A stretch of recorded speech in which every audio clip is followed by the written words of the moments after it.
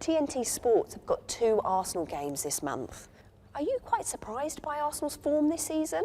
I think they've just been amazing, haven't they? I'm not surprised by them because I think they've been so close the last couple of seasons, but I think I didn't expect them to be this good and this solid. They're just not conceding any goals. It's almost impossible to get past them.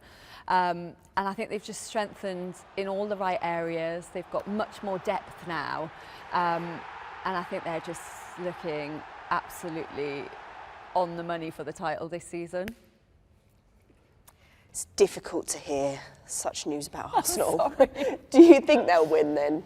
I do, I really do. I think the only ones who can stop them are themselves. It's whether mentally they can stick it out and keep that consistency and they don't have a little bit of a wobble after Christmas when the pressure really ramps up.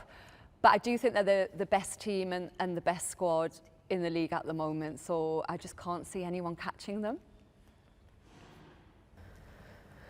The 2 challengers, I'd say, are probably Chelsea and Man City, who are both going to be on TNT Sports this month. Who do you think is the biggest threat to Arsenal's titled hopes? I think Chelsea have surprised a few people by being right up there. I don't think anyone expected them to be in the title race, but I think they definitely are. They've got so much talent in that side, so much quality. But I don't think they're the biggest challengers just because of the lack of experience. I don't think they'll have the consistency to be able to keep that going. And they keep having players sent off all the time as well. So unless they can sort that discipline out, I think that's going to go against them. Man City, I think, are definitely going to be the ones who push them the closest because Pep really wants to put last season right. You can see how focused he is. And Haaland is just in Terminator mode, isn't he? He's back to his best. And I think when he's playing like that, they've always got a chance. But at the back, I think they can still look a little bit vulnerable. They give up too many chances. So I think that might hold them back this season. But Villa, actually, as well. We've got Villa on TNT Sports this month. They are on such a good run at the moment and no one's really paying any attention to them. I think they've won 7 in the last 8. They're always a dark horse, aren't they? They're always the forgotten about team. And you can never underestimate Unai Emery because he's such a good coach. I think because they had such a bad start to the season, everyone just wrote them off.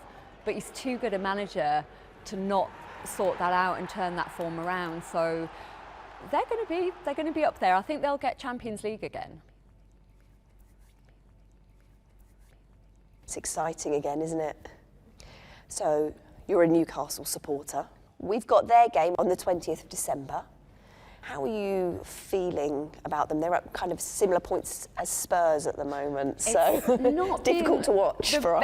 The best start to the season, I have to say. We've had really good moments, but it's our away form that's been holding us back. But we finally got the first away win of the season at Everton and won that game really well, looked back to our best, back to the Eddie Howe football that we're so used to seeing.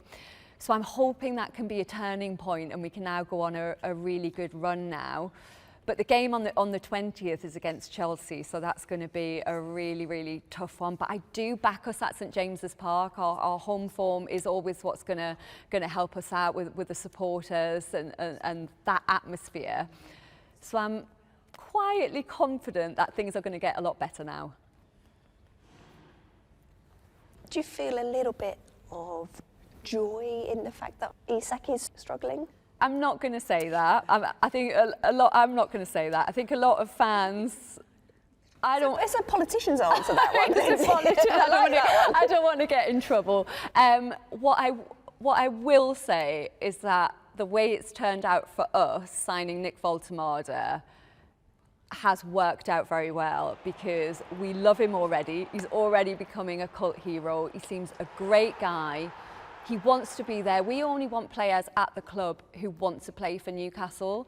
So what Isak is doing is kind of irrelevant now. He's not our player anymore. I'm sure he'll work things out. But obviously I do think it has had an impact. The way he behaved in the summer has affected the start of his season. And unfortunately, I think that's down to him.